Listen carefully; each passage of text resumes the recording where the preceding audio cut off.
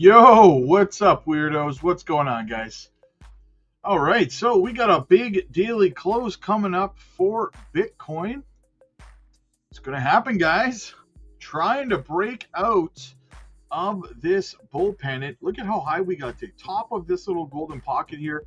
We touched $121,100 and then boom, right back down, sitting at $119,481. Can we close above $120,000?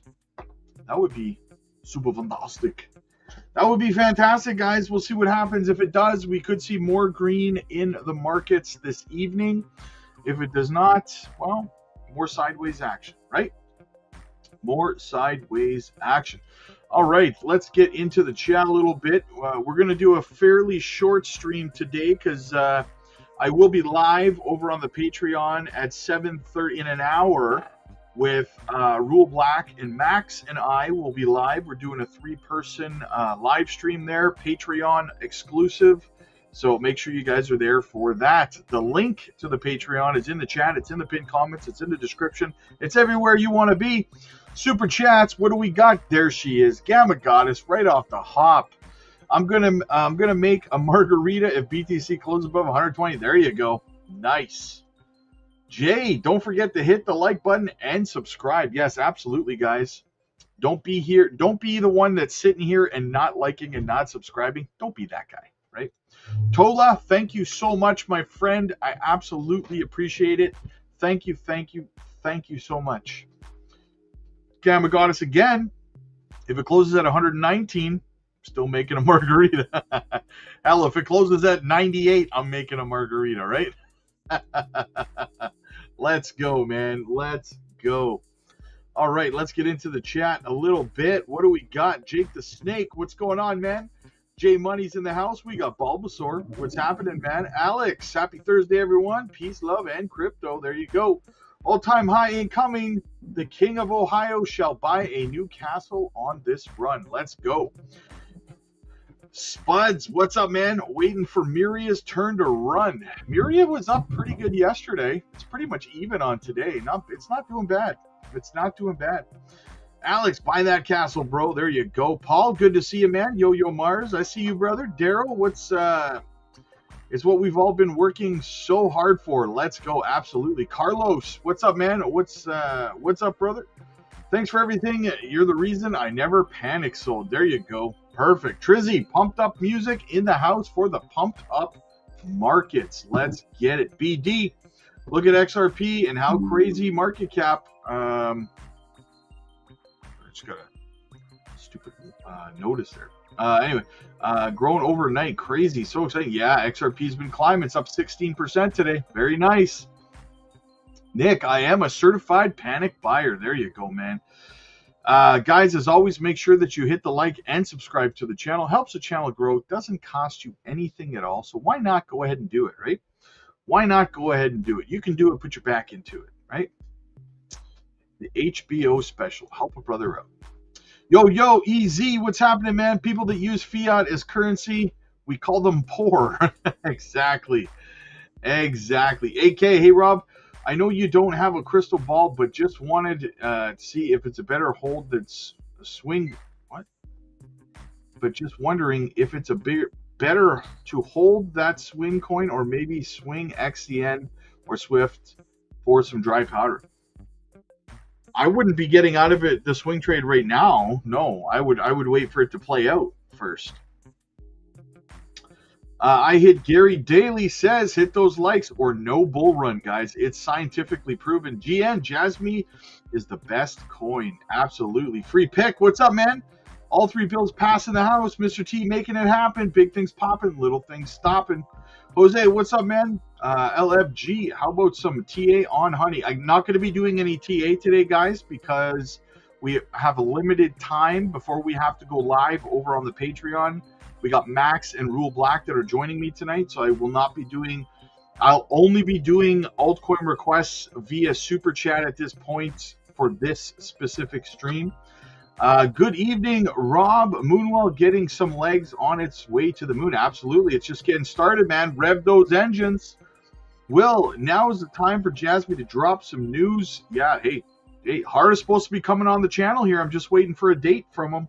So, Kaylee, bracing for impact. Grateful Rob is there to hold my hand. Absolutely. Sounds silly, but so true. Appreciate you. I appreciate you too. Thank you. Volks, my dude. What's going on, man? Sorry to coin drop on you. Quick price prediction on Algorand. I could see Algorand hitting about $5.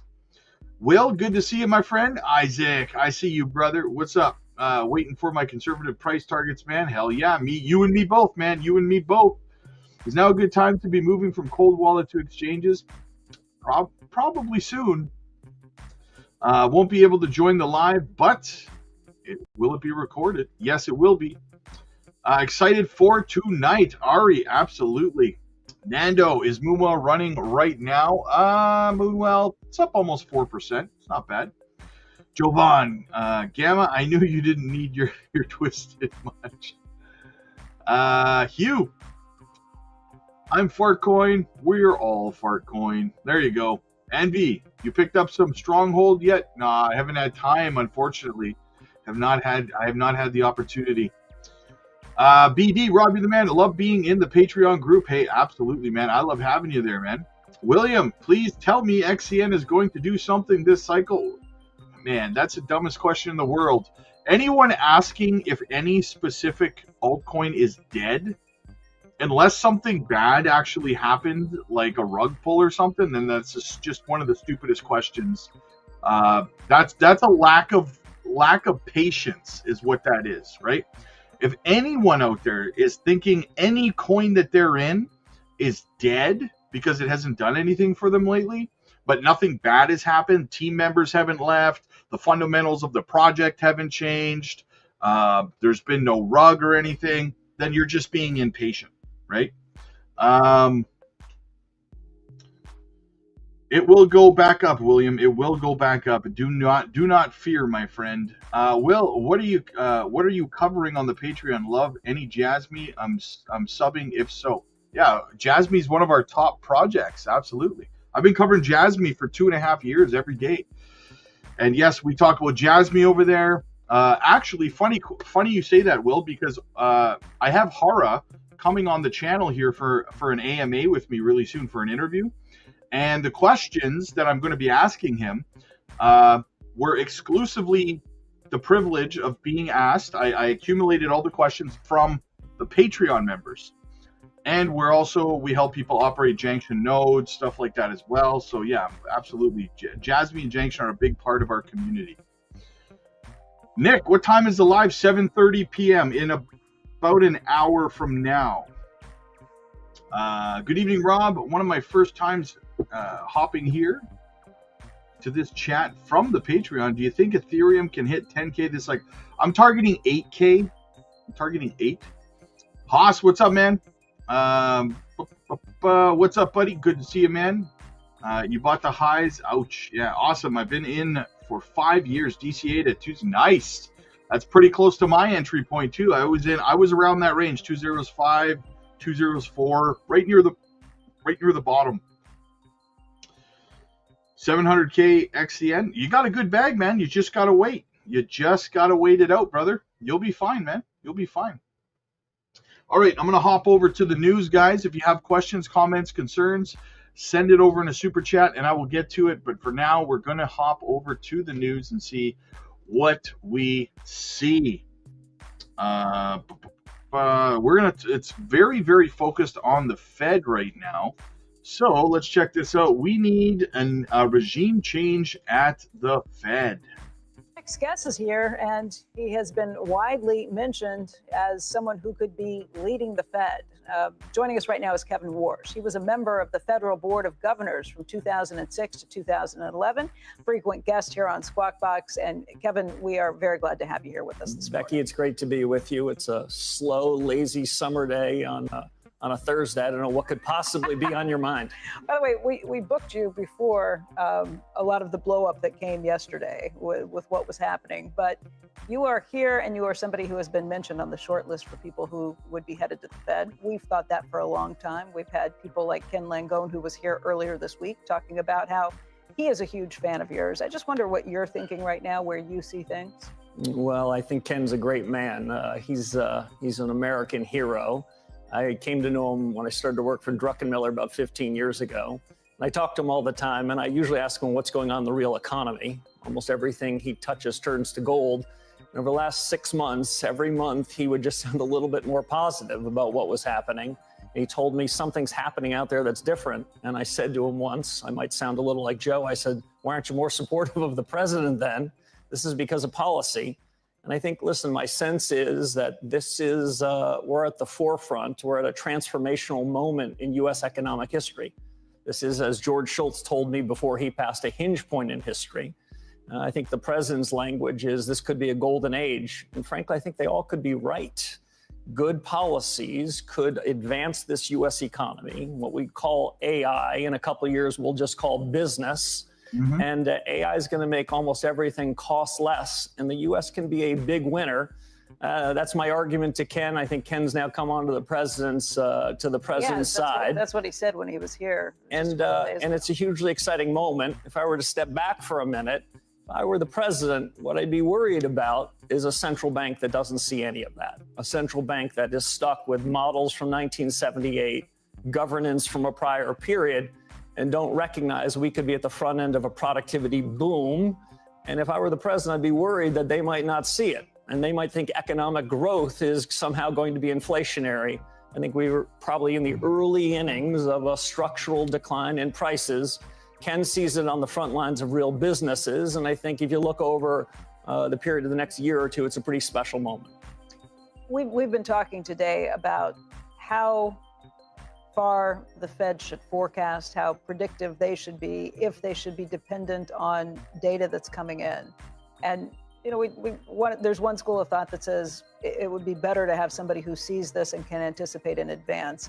That's what great money managers do. But great money managers don't always get it right either. We spoke earlier with Nick Timmerose, who made the point that, look, sometimes it's better to wait so that if there is a mistake, you can recalibrate much more quickly. So I heard a little bit about that interview, and I heard Nick say something like, well, what we need is continuity. My goodness, I think that's the last thing that we need. The broad conduct of monetary policy has been broken for quite a long time. The central bank that sits there today is radically different than the central bank I joined in 2006. I don't think we need policy continuity that brought about the greatest mistake in macroeconomic policy in 45 years, that divided the country, that caused a surge in inflation. I don't think we need continuity when the central bank doesn't have credibility. Last September, Becky, as you'll recall, the Fed cut interest rates 100 basis points, 50 basis points before the election, 50 basis points after. This is what I've been saying. Inflation was 50% higher then than it is now. And what did the bond market do when they cut rates? Long rates went up 75 basis points. That's a credibility crisis. So listen, this isn't the first time you've heard me in the last decade say we need regime change at the Fed. It's not just about a person. It's about an approach to economics. It's about approach to what they're doing. And I'm troubled when I see them moving the goalposts.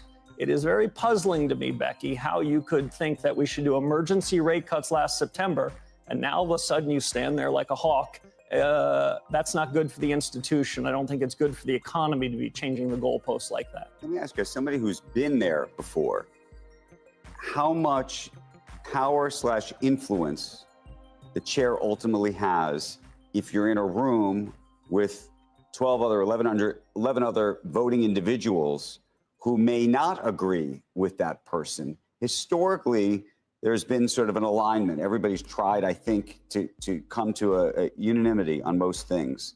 And whether you think that the Fed, I don't know if in history there have been times where there's been, complete and utter distinctions between views on the Fed and what it ultimately means. So there have been exactly those times. Paul Volcker, when he came in, not only have 12 years of experience in government and 6 at the Fed, I've got some knowledge of Fed history. Paul Volcker came in and said, we don't need continuity, we need regime change. And it was that regime change that brought inflation back and reestablished the Fed as this beacon of credibility.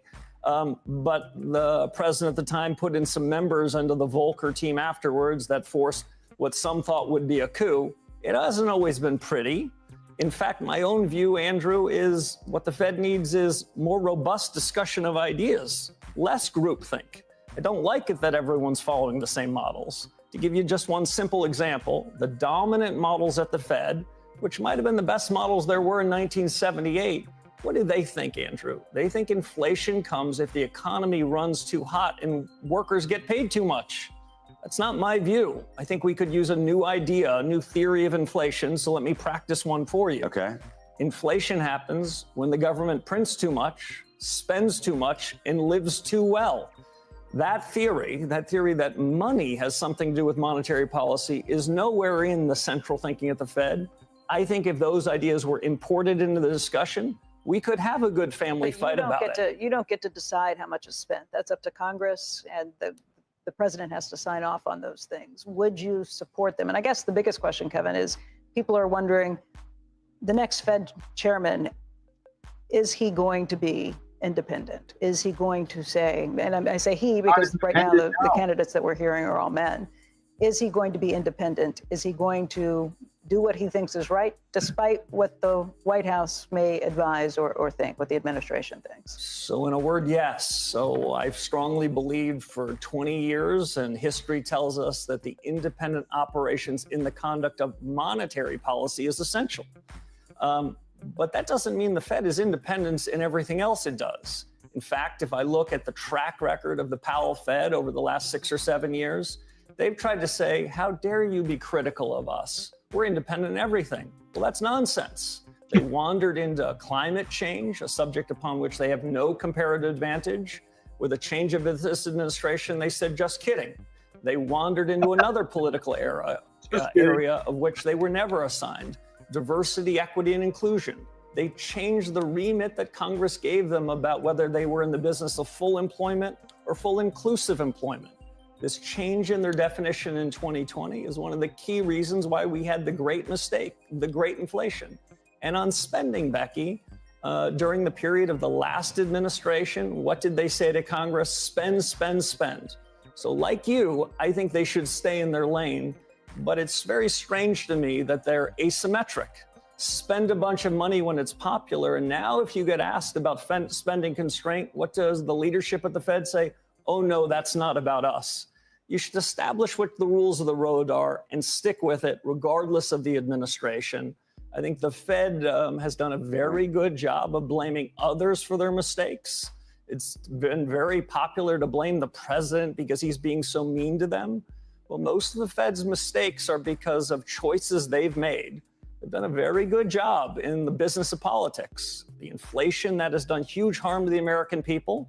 First, they blamed Vladimir Putin. It was because of the war.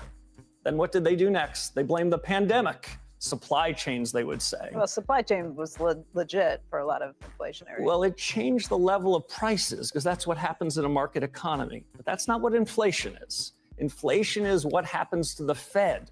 The Fed is responsible for inflation. The Fed makes a choice about inflation, and the problem is the Fed has made that choice poorly.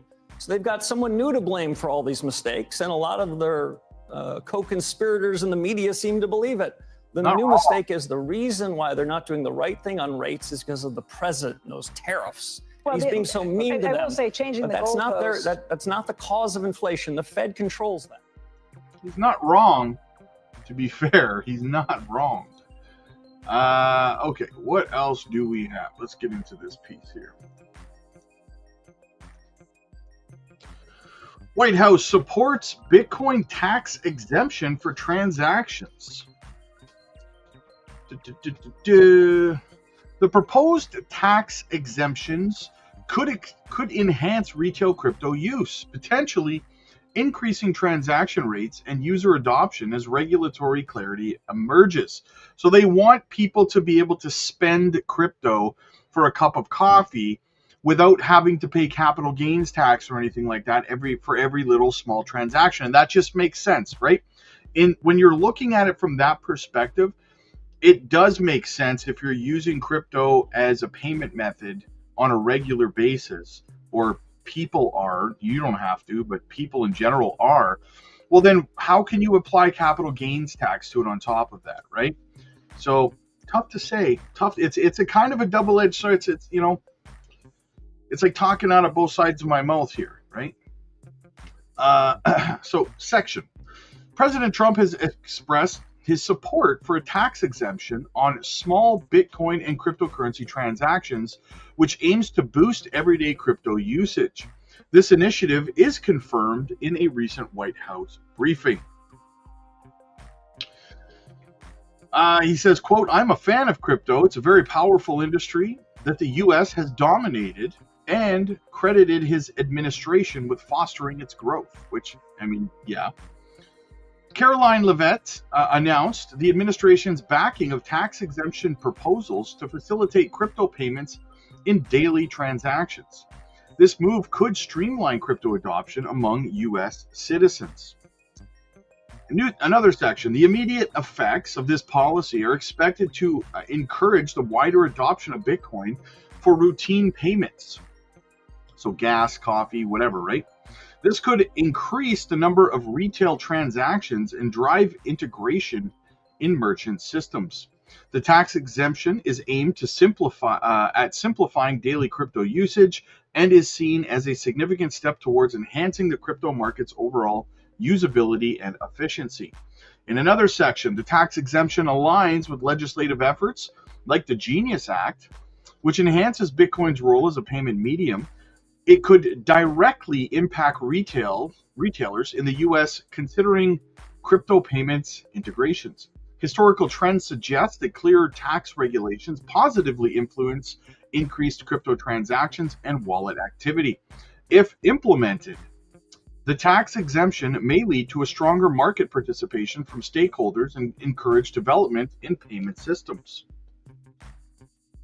There you go. Tom Emmer, speaking of Tom Emmer, let's segue over to him talking earlier today in Congress.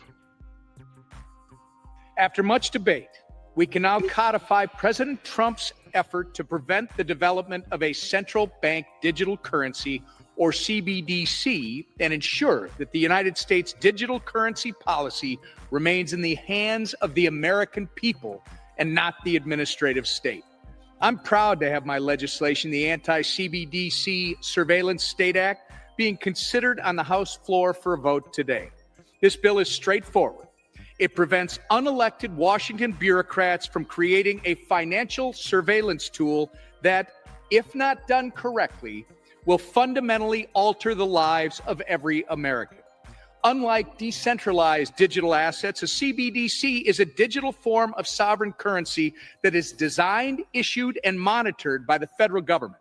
It is government-controlled, programmable money that, if designed without the privacy protections of cash, this could give the federal government the ability to surveil and restrict Americans' transactions and monitor every aspect of our daily lives.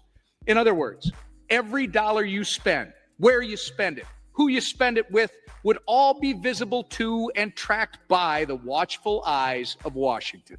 There would be no cash, no anonymity, no space for private financial decision-making. This isn't an inconceivable concept. We have already seen examples of governments developing these types of tools and using them to weaponize their financial systems against their citizens. The Chinese Communist Party employs a CBDC that is being used to monitor and restrict citizens' spending. The data is being used to develop a social credit system that rewards or punishes individuals based on their spending behavior. In Canada, the former Trudeau administration demonstrated the power of federal financial surveillance and control when it froze the bank accounts of hundreds of truckers protesting the COVID vaccine mandate in 2022. Surely, this totalitarian surveillance tool would never take root in the United States. However, that assumption would be wrong.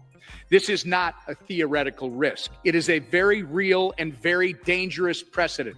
Under the Biden administration, financial surveillance was a core tenet of President Biden's policy agenda. In 2022, President Biden issued an executive order placing urgency on CBDC research and development.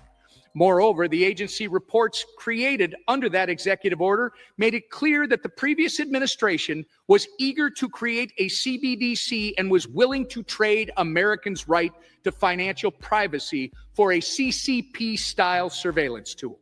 Our bill, the Anti-CBDC Surveillance State Act, prevents future administrations from weaponizing this technology against the American people, while ensuring that any development of digital money reflects our American values of privacy, individual sovereignty, and free market competitiveness.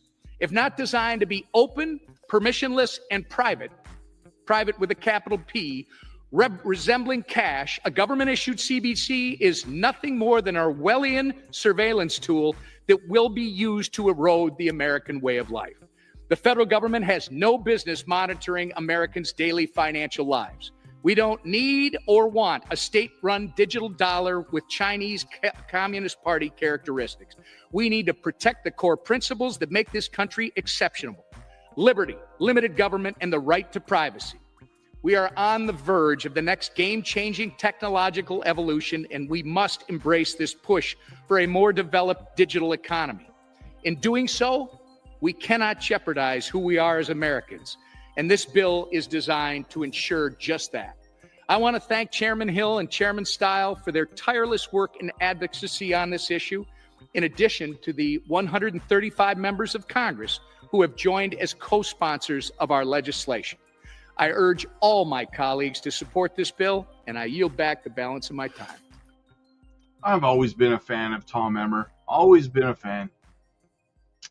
Doesn't look like we're going to get that close above 120K, guys. We've got 8 minutes left until the close, and we're sitting at 119,262. We need a rush. We need the bulls to step in here and give us a little bit of a push. Let's go, man. Let's freaking go. In the meantime, while we're waiting for that close to happen, let's go have a look at some of our favorite metrics. The Russell still trying to break out. Russell's looking good, waiting for that snap to the upside there. Let's look at the total 2. How we doing on the total 2? Look at that. Oh, we broke above resistance. Look at that. We broke above. Altcoin market cap continues to rise. We're sitting at 1.44 trillion. Can we close above? 7 minutes to go. 7 minutes. Guys, we could see another leg up as early as tonight. It's possible. Nothing's guaranteed, but we could see it as early as tonight. Look at that. We've snapped above resistance. Things are looking good. Things are looking good. What else? Let's go look at Bitcoin dominance. Oh, look at that. We dropped below the 200. We were watching earlier this morning. We were still a little bit ahead, a little bit above the 200-day. We've broken below. This is looking great, guys. Total 2 just broke above resistance. The Bitcoin dominance just dropped below the 200-day. Absolutely fantastic. Russell's getting ready to break out. Let's go look at the M2. Oh, wrong chart. Sorry. There we go. All right. Look at that. Now, I brought something up earlier today, guys, that I wanted to show you guys, and that is, let me just drag this down. So that is that if we're looking at the M2, see the M2 is kind of rolling over, right? And some people were asking me, well, is that a good thing? Isn't that a bad thing? It's kind of rolling over. Is Bitcoin going to follow it? And the answer is yeah. If it continues to roll over, that's Bitcoin will follow it. However, I talked about this morning. Bitcoin has an 80% correlation with the M2, right? So if it rolls over, yeah, Bitcoin will probably roll over at the same time up in this area. But it peaks, Bitcoin would peak in the range, it's not going to be to the day, but in the range of around the middle of October, right? Which is right in line with what we've been anticipating for the top of this cycle. October, November, right? So if Bitcoin peaks in the middle of October, altcoins will continue to run as capital flows out of Bitcoin and into altcoins for the next probably roughly 5 or 6 weeks, which lands us around mid to end of when? November. So seeing this rollover right here, while, you know, that's exactly what we've been anticipating. That's where we're anticipating the top of the market cycle is going to be. So there you go, guys. There you go. So everything is lining up nicely. What do we have? We got 5 minutes left before the daily close. Let's check this out. I was going to save this for later, but hell, let's watch it, right? Chairman French Hill and Brian Steele highlight a successful crypto week. This is Congressman French Hill, and I'm with my good friend Congressman Brian Steele. Brian is our subcommittee chair that is essential to creating our strategy for digital assets and financial technology. And I get the privilege of chairing the House Financial Services Committee. We've just coming off the House floor celebrating that we've accomplished 3 major goals that President Trump set for creating digital assets leadership. We passed the Clarity Act, which creates a market structure for all digital assets in the United States to make us fully competitive. We passed the Senate's Genius Act, which is the first federally regulated U.S. dollar-backed payment stablecoin to be used on a blockchain application. And finally, we passed Whip Tom Emmer's bill, which bans the creation of a central bank digital currency by our Federal Reserve. And Brian, I want to say thanks. You've been such a great leader. Tell them what's going to happen next. We're so excited for the leadership of Chairman French Hill delivering these 3 essential pieces of legislation across the House today. First, the Genius Act stablecoin, payment stablecoin legislation that is going to be signed into law by President Trump tomorrow. It's going to be an exciting day to see that legislation signed into law. The Clarity Act, Chairman Hill's bill, that really regulates the market. I think we're going to see massive innovation development here in the United States while protecting consumers when that ultimately is passed and signed into law. And the Anti-CBDC bill from Whip Emmer, a major step forward to make sure we don't have a surveillance state. So an exciting day here in the House to see this passage. Proud to be under the leadership of Chairman French Hill. We look forward to being with President Trump tomorrow and continue to promote how America can be at the top of the world charts in digital assets and financial technology. And our work is not stopping here. We now are going across the Capitol to the Senate to encourage them to pass the Clarity Act and get that market structure bill to work with that stablecoin piece, the Genius Act. That's how we create the big golden age of digital assets in the USA. Let's go. Let's go. All right, let's hop over to the Bitcoin chart for this daily close. We have 2.5 minutes. So what the hell? Let's get into the chat while we wait for that to happen. Beast Mode, Rob, you were talking about coins earlier. Thoughts on whether A0 was a rug or not? I need to look into it. I don't know enough about what happened, to be honest with you. What you just said is like all I know about it. FL Rich, Pith on the way. Yeah, it's up 2.5%. Let's go, man. Harlow, Rob was one of the writers from The Simpsons. He's on point, predicting the future. There you go, man. I like it. Cody, if Crypto Blueprint gets 100 likes, I'll owe Rob $100 donation on payday. Nice. 75 more to go. There you go. I dig it. That's like pushing water up a hill right now. The channel's not big enough. Chicken dinner. What's going on? My portfolio has that Arnold Schwarzenegger pump. Thanks to you, Mr. T. Hey, absolutely, Mr. T. I hit Gary Daly. Get rid of all the gain, the capital gain tax. Yeah, I say get rid of the capital gain tax altogether, 100%. And can we shut off at any time? And we can be, yes, exactly. CBDC restrictions. What do we got? We've got 13 seconds left here. 7, 6. Come on, let's get our close. We're definitely not closing above 120,000, but boom, there you go. We had our daily close. So we closed at $119,177. it's a pretty decent close. Where the good news is we broke out of this bull pennant and we broke into the upside. So we'll see what happens, right? Maybe we get another run tonight. Oh, House, I see you, man. Mike M, what do we got, guys? I got to close it up. We got, boom, 103 likes. Charmander, I see you, man. I see you. All right, guys, I got to get ready to go for the live stream over on the Patreon. Myself, Rule Black, and Maximus Crypto, we will be live exclusively on the Patreon in about a half an hour. So get over there, guys. I will see you there. Click like if you like this video. Click subscribe if you really liked it. I'll see you guys on the next one. God bless.